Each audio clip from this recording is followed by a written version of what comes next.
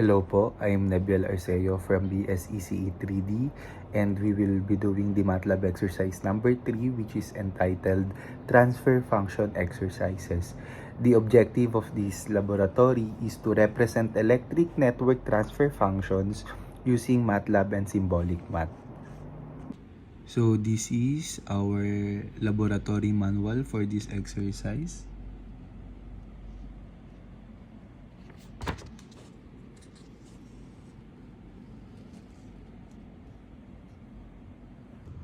So this is my codes for this laboratory exercise.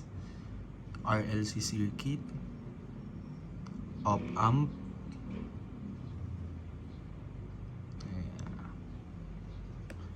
and this is the results.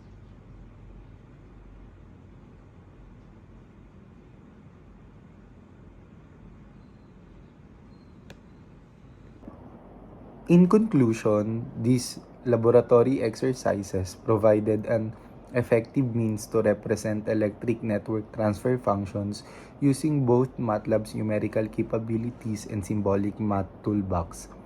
Through this exercise, the students gain valuable insights into modeling complex electrical systems and analyzing their behavior through transfer functions. By leveraging MATLAB's powerful computational tools, the students enhance their understanding of circuit design, impedance matching, and signal processing. That would be all. Thank you.